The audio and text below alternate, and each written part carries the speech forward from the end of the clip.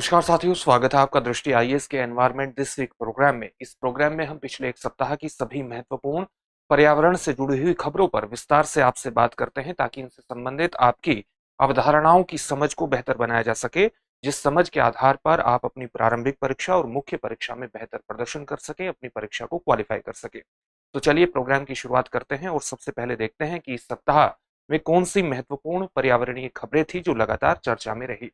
चार महत्वपूर्ण खबरें थी। कौन कौन सी थी? एक तो करीम पूजा वन्य जीव अभ्यारण्य। करीम पूजा वन्य जीव अभ्यारण्य लगातार चर्चा में रहा क्योंकि यहाँ पर फॉरेस्ट डिपार्टमेंट ने, वन विभाग ने एक महत्वपूर्ण सर्वेक्षण किया है जिसमें कुछ महत्वपूर्ण प्रजातियों के बारे में जानकारी प्राप्त हुई है। इसके कारण ये पूरा टॉपिक चर्चा में आ जाता है। इसके अलावा भारत की पहली नाइट सफारी उत्तर प्रदेश में बनाई जाएगी, तो हमारे लिए जानना महत्वपूर्ण है इस नाइट सफारी का नाम क्या है, ये कहाँ पर बनाई जाएगी, किस प्रकार से यहाँ पर इंफ्रास्ट्रक्चर का डेवलपमेंट किया जाएगा जिससे पर्यावरण संरक्षण के साथ साथ यहाँ पर पर्यटन को भी बढ़ावा दिया जा सके।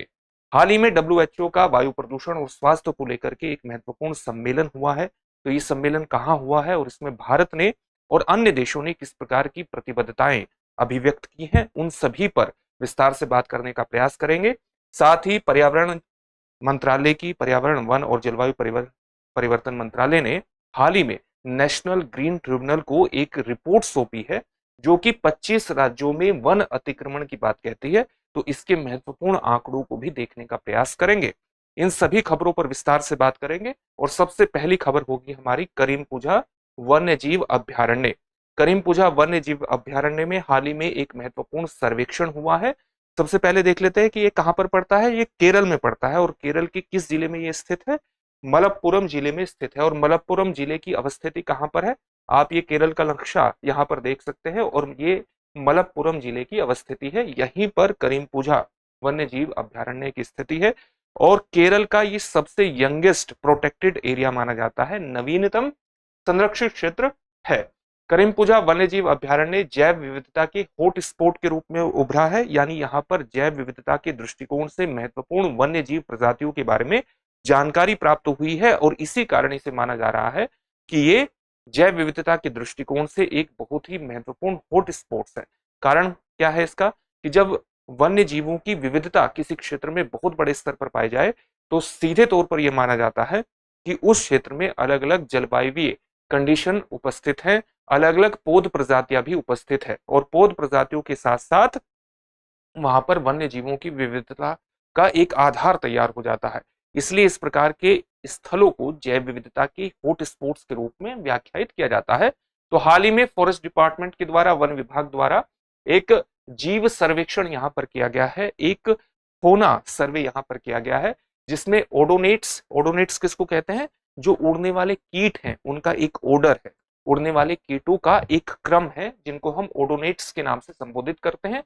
तो यहाँ पर जीव सर्वेक्षण में उड़ने वाले कीटों का एक क्रम ओडोनेट्स, तितलियों और पक्षियों की 63 नई प्रजातियों की सूचना प्रदान की गई है इस फॉरेस्ट सर्वे के सर्वेक्षण में। ये जो सर्वेक्षण फॉरेस्ट डिपार्टमेंट ने किया है, तो इसके बारे में एक सामान्य जानकारी हासिल करना हमारे लिए महत्वपूर्ण हो जाता है। यूपीएससी एग्जामिनेशन के दृष्टिकोण से सामान्य जानकारी हासिल कर लेते हैं। ये आपको बता दिया है कि ये केरल के मलप्पुरम जिले में स्थित है और नीलगिरी पहाड़ियां, यहाँ पर नीलगिरी पहाड़ियां भी हैं और नीलगिरी पहाड़ियों के पश्चिमी ढलान पर ये करीम पूजा वन्य जीव अभ्यारण्य स्थित है। क्षेत्रफल कितना है, कितने किलोमीटर के दायरे में फैला हुआ है? तो इसका दायरा है लगभग 227.97 वर्ग किलोमीटर का इसका क्षेत्रफल है, जहां पर करीम पूजा वन्य जीव अभ्यारण्य का एक विस्तार हमें देखने को मिलता है। चलिए और जानकारी इसके बारे में हासिल करते हैं। अभ्यारण्य का जो वन क्षेत्र है, जो इसका फॉरेस्ट एरिया है, ये नीलगिरी बायोस्फीयर रिजर्व का ही एक महत्वपूर्ण हिस्सा माना जाता है जो कि जैव विविधता के दृष्टिकोण से अपने आप में विशेष रूप से व्याख्यात है। करीम पूजा अभ्यारण्य पूर्वी, अगर इसकी सीमा देखें, पूर्वी तरफ से देखें, पूरब की सीमा की तरफ देखें तो तमिलनाडु में स्थित मुकुर्ती नेशनल पार्क से जुड़ा हुआ है, उससे अपनी सीमा साझा करता है और इसी प्रकार से केरल की साइलेंट वैली नेशनल पार्क से ये दक्षिणी सीमा साझा करता है। यानी एक प्रकार से आप कह सकते हैं कि करीम पूजा अभ्यारण्य पूर्वी तरफ से मुकुर्थी नेशनल पार्क और दक्षिण की तरफ से साइलेंट वैली नेशनल पार्क के साथ अपनी सीमा साझा करता है। और ये नाम कहाँ से लिया गया है? करीम पूजा नाम करीम पूजा नदी से आया है। और करीम पूजा किसकी सहायक नदी है? एक महत्वपूर्ण नदी है दक्षिण की, चेलियार नदी के नाम से आप इसको संबोधित करते हैं, उसकी एक सहायक नदी है। यहाँ पर जैव विविधता के दृष्टिकोण से ये क्षेत्र महत्वपूर्ण क्यों माना जा रहा है? इसका एक कारण ये भी है कि यहाँ पर जो ढलान है, उस ढलान की तीव्रता को अगर हम नापे, उसकी इंटेंसिटी को मापे, तो ये ढलान 40 मीटर से लेकर के 2550 मीटर तक की तीव्र स्थलाकृतिक ढाल को प्रदर्शित करता है। यानी आप ये कह सकते हैं कि यहाँ पर जो स्थलाकृति है वो 40 मीटर की ऊंचाई से लेकर के 2550 मीटर की ऊंचाई तक है। तो अपने आप में एक तीव्र स्थलाकृतिक ढाल को प्रदर्शित करता है और अलग अलग प्रकार की वनस्पति यहाँ पर पाई जाती हैं। और यही कारण है कि जैव विविधता का एक प्राथमिक कारण इसको प्रदान करता है, इतनी जलवायविक विविधता अगर किसी क्षेत्र में हो। ये क्षेत्र तमिलनाडु और केरल के भूदृश्यों से जुड़ा हुआ है। ये हमने देख लिया कि किस प्रकार से तमिलनाडु में पड़ने वाला मुकुर्थी नेशनल पार्क इससे सीमा साझा करता है, और केरल का ही एक महत्वपूर्ण आपने नेशनल पार्क देखा, साइलेंट वैली नेशनल पार्क के साथ ये दक्षिणी सीमा साझा करता है। कई तरह की स्थलाकृतियां यहाँ पर पाई जाती हैं, जैसे खड़ी पहाड़ियां भी हैं, गहरी घाटियां हैं, दलदली भूमि भी है, घास के मैदान भी है। पहाड़ी क्षेत्रों में शोला वन भी पाए जाते हैं, बारहमासी जल स्रोत हैं, यानी कई प्रकार के यहाँ पर जल स्रोत हैं, ऊंचाई में अंतर भी है। और ये सारी स्थितियां वनस्पतियों और जीवों के लिए एक आदर्श स्थिति प्रदान करती है, उनके लिए एक विविधता के लिए, उनकी डाइवर्सिटी के लिए एक महत्वपूर्ण स्थितियां प्रदान करती है। यहाँ पर खानाबदोश जनजातियां जैसे चोला नाइकन्स और गुफा मानव भी हैं, जो यहाँ पर इसी करीम पूजा वन्य जीव अभ्यारण्य में रहते हैं। और इनको एक विशेष कैटेगरी में भारत सरकार द्वारा नामित किया गया है, वर्गीकृत किया गया है। वो कैटेगरी है विशेष रूप से कमजोर जनजातीय समूहों की, पीवीटीसी की।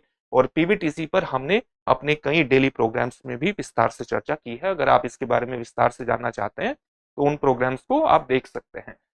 वनस्पति के दृष्टिकोण से एकमात्र ऐसा वन क्षेत्र है करीम पूजा वन्य जीव अभ्यारण्य, जहां राज्य में पाए जाने वाले 7 प्रकार के वन मौजूद हैं। और ये 7 प्रकारों में कौन कौन से वन आते हैं? सदाबहार वर्षा वन, ऐसे वन जो लगातार हमेशा खिले रहते हैं। अर्ध सदाबहार वन, नम पर्णपाती वन यानी नमी लिए हुए आर्द्र पर्णपाती वन, ऐसे वन जो अपनी पत्तियां एक खास मौसम में गिराते हैं। उष्ण कटिबंधीय पहाड़ी वन, और उष्ण कटिबंध का मतलब क्या है? जो कर्क रेखा से और दक्षिण में मकर रेखा के एरिया को कवर करता है। उपोष्ण कटिबंधीय सवाना वन, उपोष्ण कटिबंधीय का सामान्य मतलब 20 डिग्री नॉर्थ से लगभग 40 डिग्री नॉर्थ और 20 डिग्री साउथ से लगभग 40 डिग्री साउथ का जो क्षेत्र है वो उपोष्ण कटिबंधीय के रूप में सामान्यतः परिभाषित किया जाता है। कई बार इसकी जो परिभाषा है उसमें थोड़ा अंतर भी आपको देखने को मिलेगा, लेकिन सामान्यतः उपोष्ण कटिबंधीय क्षेत्र वही पर होता है। तो उपोष्ण कटिबंधीय सवाना वन यहाँ पर पाए जाते हैं। इसी प्रकार से पर्वतीय आर्द्र पर्वतीय क्षेत्रों में ऐसे नम शीतोष्ण वन यहाँ पर पाए जाते हैं। और साथ ही पर्वतीय आर्द्र घास के मैदान भी यहाँ पर पाए जाते हैं, ऐसे घास के मैदान जो पर्वतीय हैं और आर्द्र हैं, नमी लिए हुए हैं। तो इस प्रकार के वन क्षेत्रों से ये समृद्ध है। जीव जंतु की बात करें तो दक्षिण भारत की एक महत्वपूर्ण पहचान नीलगिरी तहर यहाँ पर पाई जाती है। इसी प्रकार से शेर पूंछ वाला मैकॉक यानी लॉयन टेल्ड मकोक की उपस्थिति भी यहाँ पर है। इसी प्रकार से आप कह सकते हैं कि लॉरिस यहाँ पर उपस्थित है, और जो कि आप थोड़ा कुछ कुछ नेवले की तरह दिखाई देता है। नेवले की तरह भी नहीं कहना चाहिए। लोरिस को आप एक गूगल सर्च करके देख सकते हैं कि इसकी आकृति किस प्रकार से दिखाई देती है। इसकी बड़ी बड़ी आंखें होती है और बाघों की उपस्थिति भी है, गोर की भी उपस्थिति है। तो जीव जंतुओं के दृष्टिकोण से भी ये काफी समृद्ध क्षेत्र माना जाता है। आगे बढ़ेंगे अगले टॉपिक की तरफ, लेकिन उससे पहले आपके लिए एक महत्वपूर्ण सूचना है, और सूचना यह है कि दृष्टि आईएएस की नोएडा शाखा में हमारे 2 महत्वपूर्ण बैच प्रारंभ हो रहे हैं। हिंदी माध्यम का बैच प्रारंभ हो चुका है और अंग्रेजी माध्यम का बैच 8 अप्रैल से प्रारंभ होगा। दोनों ही बैच की जो टाइमिंग है वो शाम को 6 बजे है। बैच किससे संबंधित है? IAS GS foundation prelims plus mains के ऑफलाइन बैच है। इन बैचेस में आप एडमिशन ले सकते हैं, इन शाखा में भी उपस्थित होकर के एडमिशन ले सकते हैं, और साथ ही आप एक नंबर पर भी कॉल कर सकते हैं। नंबर है 87501 87501। इस नंबर पर कॉल करके अपने एडमिशन को सुनिश्चित कर सकते हैं और सफलता की दिशा में आगे बढ़ सकते हैं। अगले टॉपिक की तरफ बढ़ते हैं और अगला टॉपिक है भारत की पहली नाइट सफारी।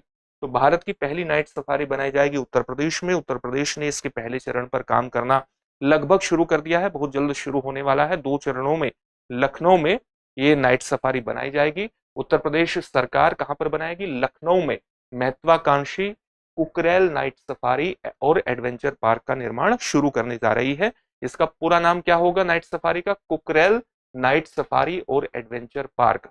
यहाँ पर न केवल पर्यटकों के लिए सुविधाएं डेवलप की जाएंगी, विकसित की जाएंगी, बल्कि इस क्षेत्र को वन्य जीवों के दृष्टिकोण से संरक्षित करने का भी प्रयास किया जाएगा और वनों को भी संरक्षित किया जाएगा, फॉरेस्ट एरिया को भी संरक्षित करने की पूरी योजना है।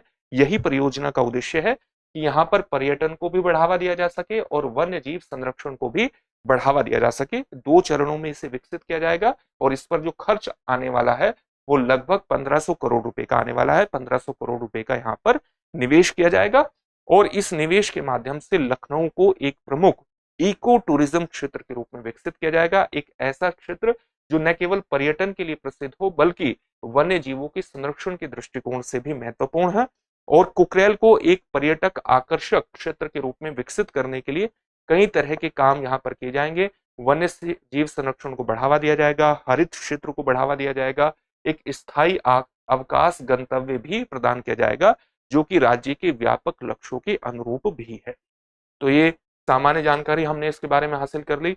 पहले चरण की शुरुआत जल्दी ही होने जा रही है, जिसकी अनुमानित लागत जो है वो 631 करोड़ की होगी पहले चरण की, और पहले चरण को लगभग 24 महीने में पूरा कर लिया जाएगा।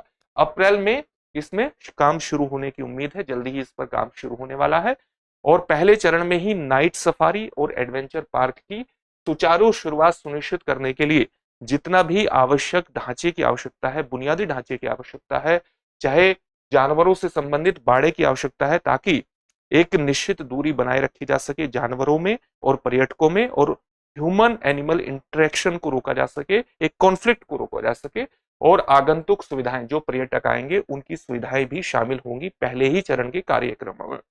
इस पूरे पर्यटकों के लिए एक ऐसा अनुभव प्रदान करने की कोशिश की जाएगी जो जहां पर वो प्राकृतिक आवास में रात्रिचर वन्य जीवों को देखने का एक अनुभव प्रदान प्राप्त कर सके, और साथ ही ये सारा जो प्रोग्राम किया जाएगा, कार्यक्रम किया जाएगा, एक नियंत्रित तरीके से किया जाएगा ताकि ह्यूमन एनिमल कॉन्फ्लिक्ट को, जो मानव जीव संघर्ष है, उसको रोका जा सके। तो इसके लिए नियंत्रित एक एनवायरनमेंट भी बेहद आवश्यक है। ये जो पूरा नाइट सफारी का कार्यक्रम है ये कहाँ से प्रेरित है? सिंगापुर नाइट सफारी से ये प्रेरित है। उसी के आधार पर इसको विकसित किया जाएगा। प्रस्तावित स्थल पहले से ही अपनी समृद्ध जैव विविधता के लिए प्रसिद्ध है, यानी जो ये कुकरेल का क्षेत्र है लखनऊ का, ये अपनी जैव विविधता के लिए पहले से ही जाना जाता है और यहाँ पर वनस्पति और जीवों के दृष्टिकोण से काफी प्रजातियां पहले से ही उपस्थित हैं। शेर, बाघ, तेंदुए, हिरण और अन्य जानवरों के लिए यहाँ अलग अलग बाड़े भी उपस्थित हैं। विशेषताएं जान लेते हैं इस नाइट सफारी की। यहाँ पर एक आर्टिफिशियल मूनलिट ट्रेल बनाया जाएगा, रास्ता बनाया जाएगा, जिस पर विशेष रूप से डिजाइन की गई प्रकाश व्यवस्था एक प्रकार से विकसित की जाएगी ताकि एक प्राकृतिक रात्रि वातावरण बनाया जा सके और जो पर्यटक हैं वो इसका पूरा लुत्फ भी उठा सके। साथ ही जो पूरा कार्यक्रम होगा, पूरी नाइट सफारी होगी, उसको पर्यावरण अनुकूल बनाने का प्रयास किया जाएगा, और पर्यावरण अनुकूल बनाने के लिए जो पूरे वाहनों का इस्तेमाल किया जाएगा वो बैटरी चालित वाहन इसमें इस्तेमाल होंगे। इसके अलावा पक्षी प्रेमियों के लिए, जो भी पक्षियों को पसंद करते हैं ऐसे पर्यटक, उनके लिए दुर्लभ रात्रिचर प्रजातियों को देखने के लिए एक विशेष सेक्शन बनाया गया है, एक विशेष अनुभाग बनाया जाएगा। इसी प्रकार से इंटरैक्टिव शैक्षिक केंद्र भी होंगे। वन्यजीव संरक्षण के बारे में पर्यटकों को बेहतर जानकारी देने के लिए, उनको बेहतर सूचना प्रदान करने के लिए सूचना केंद्र भी होंगे, यानी इंटरैक्टिव शैक्षणिक केंद्र भी यहाँ पर स्थापित किए जाएंगे। इसके अलावा पर्यटकों को अनुभव को बेहतर बनाने के लिए सफारी थीम वाले आवास भी प्रदान किए जाएंगे, लग्जरी रिसोर्ट होंगे, ठहरने के बेहतर विकल्प भी उनको प्रदान किए जाएंगे ताकि नाइट सफारी का ये जो पूरा कार्यक्रम है, जो वन्य जीवों के संरक्षण के साथ साथ पर्यटकों की संख्या बढ़ाने पर केंद्रित है और राज्य को एक बेहतर पर्यटक स्थान के रूप में विकसित करने पर आधारित है, तो इसका पूरा का पूरा कार्यक्रम को सफल बनाया जा सके, ये सारी सुविधाएं यहाँ पर डेवलप की जाएंगी। एक और महत्वपूर्ण खबर लगातार चर्चा में रही और वो जुड़ी हुई है एयर पोल्यूशन के लगातार पड़ने वाले स्वास्थ्य पर प्रभाव, मानव स्वास्थ्य पर प्रभाव को लेकर के डब्ल्यूएचओ के सम्मेलन के। तो डब्ल्यूएचओ का ये अपनी तरह का दूसरा सम्मेलन है और ये कहां पर हुआ है, ये कोलंबिया के कार्टागेना में हुआ है। तो कोलंबिया के कार्टागेना में इसको आयोजित किया गया है और वायु प्रदूषण का किस प्रकार से मानव स्वास्थ्य पर प्रभाव पड़ रहा है उसको लेकर के कुछ महत्वपूर्ण प्रतिबद्धताएं इस पर अभिव्यक्त की गई है, इस सम्मेलन में अभिव्यक्त की गई है। और देशों ने ये कहा है कि वो वर्ष 2040 तक वायु प्रदूषण के कारण, एयर पोल्यूशन के कारण मानव स्वास्थ्य पर जितना प्रभाव पड़ता है, वर्ष 2040 तक उस प्रभाव को 50% तक कम करेंगे। यानी इस प्रकार की वचनबद्धताएं अभिव्यक्त की गई हैं इस विश्व स्वास्थ्य संगठन के सम्मेलन में, जिसमें 50 से अधिक देशों, शहरों और संगठनों ने अपनी हिस्सेदारी की है। आप जानते हैं कि एयर पोल्यूशन के कारण मानव स्वास्थ्य पर जो प्रभाव पड़ रहे हैं उसके कारण लगातार इस प्रकार की रिपोर्ट हमारे सामने आती है कि एक वर्ष में कई लाख लोग पूरे विश्व भर में अपनी जान गंवा रहे हैं। भारत भी एयर पोल्यूशन की समस्या से, वायु प्रदूषण की समस्या से लगातार जूझ रहा है। अलग अलग रिपोर्ट्स बताती हैं कि इस प्रकार से मानव स्वास्थ्य को नकारात्मक रूप से प्रभावित करता है, विशेष रूप से जब किसी वातावरण में PM 2.5 यानी पर्टिकुलेट मैटर 2.5 यानी ऐसे छोटे छोटे कण जिनका जो आकार है, जिनका जो व्यास है, वो जिनका जो डायमीटर है वो केवल 2.5 माइक्रोमीटर या उससे कम का होता है। ये इतने प्रकार के छोटे कण हैं कि ये हमारी श्वास के जरिए, हमारे नाक के जरिए हमारे फेफड़ों में प्रवेश कर सकते हैं। ये हमारे फेफड़ों में कैंसर उत्पन्न करने के कारक भी हो सकते हैं और हमें तरह तरह की श्वसन संबंधी बीमारियों से भी ग्रस्त कर सकते हैं और अंततः एक समय के बाद व्यक्ति को मृत्यु की तरफ भी ले जा सकते हैं। तो एयर पोल्यूशन के कारण मानव स्वास्थ्य और मानव जीवन हानि एक बहुत बड़ा मुद्दा बन चुका है। इसी पर चर्चा करने के लिए डब्ल्यूएचओ का ये दूसरा सम्मेलन हुआ, कोलंबिया के कार्टागेना में हुआ। यहाँ पर यही उद्देश्य रखा गया है कि वायु प्रदूषण के हानिकारक प्रभावों को कम करने के लिए प्रत्येक वर्ष लाखों लोगों के जीवन को बचाना महत्वपूर्ण है। यहाँ पर विश्व स्वास्थ्य संगठन के जो महासचिव हैं अधानोम घेब्रेयेसस, उन्होंने भी कुछ महत्वपूर्ण कार्रवाइयों का देशों से आह्वान किया है, सिटीज से आह्वान किया है और उन्होंने कहा है कि पूरे विश्व को क्लीन एनर्जी की तरफ बढ़ाने की आवश्यकता है। यानी ऐसी एनर्जी के स्रोतों को बढ़ाने की आवश्यकता है जहां पर जीवाश्म ईंधन का इस्तेमाल ना हो, क्योंकि जीवाश्म ईंधन वस्तुतः तरह तरह की गैसों का उत्सर्जन करते हैं जो न केवल ग्लोबल वार्मिंग के लिए जिम्मेदार है बल्कि मानव स्वास्थ्य पर भी नकारात्मक प्रभाव डालते हैं।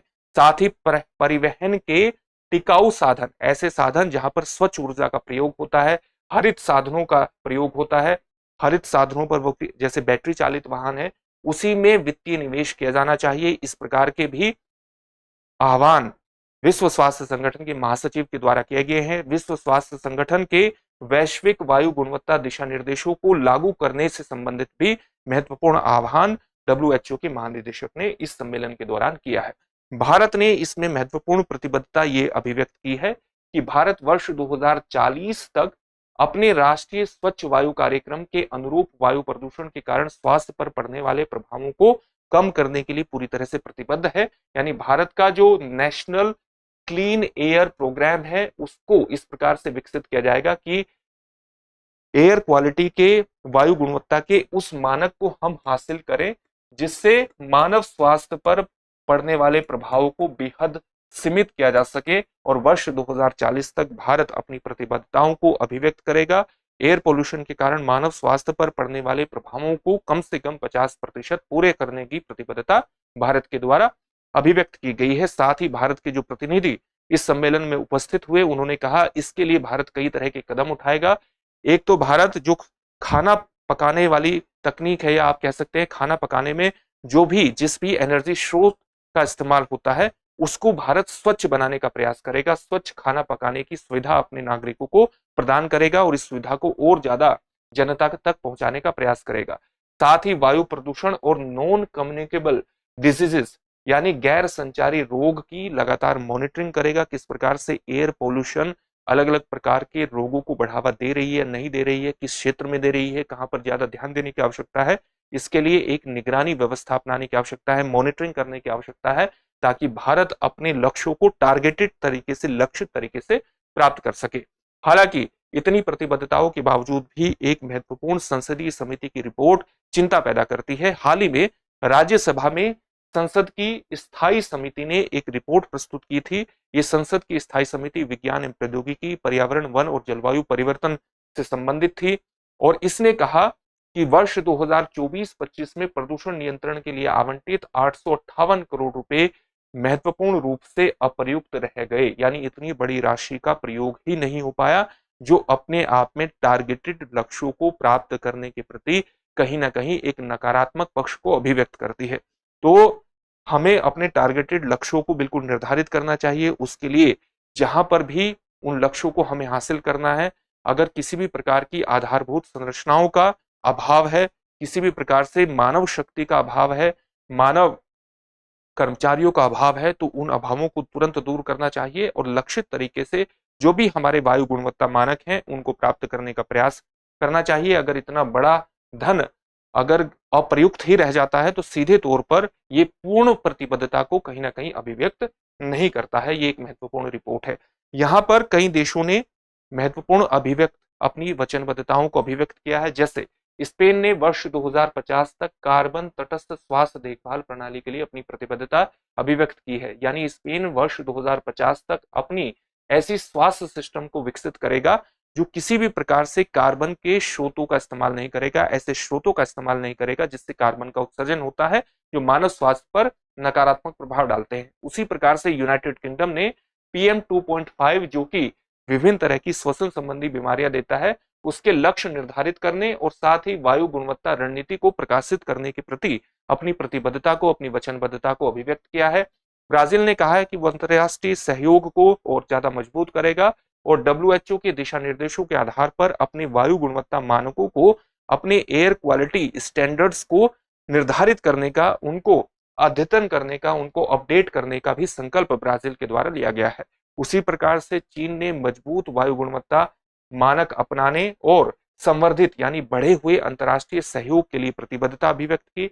C40 शहर अपने आप में एक ग्रुप है जो दुनिया के 100 बड़े शहरों को अभिव्यक्त करता है। इसको हम C40 शहर के नाम से जानते हैं और इसके प्रतिनिधि के तौर पर लंदन के उप महापौर ने कहा कि WHO के 2040 के लक्ष्य के को हम समर्थन देते हैं C40 शहरों की तरफ से, यानी 2040 तक जो WHO ने लक्ष्य रखा है कि वायु प्रदूषण के कारण स्वास्थ्य प्रभावों को 50% तक कम करना है, तो उसके प्रति एक आश्वासन दिया है और स्वच्छ वायु समाधान और बेहतर वायु गुणवत्ता निगरानी में निवेश करने की भी बात कही है। अलग अलग देशों से कहा है कि वो इसमें निवेश करें, उनसे आग्रह किया है नव निवेश करने का, ताकि स्वच्छ वायु जो मानक हैं उनको प्राप्त किया जा सके, क्लीन एयर से संबंधित स्थिति हम प्राप्त कर सके और बेहतर वायु गुणवत्ता निगरानी करके कहां पर हमें टारगेटेड लक्ष्य प्राप्त करने हैं उस चीज को भी प्राप्त किया जा सके।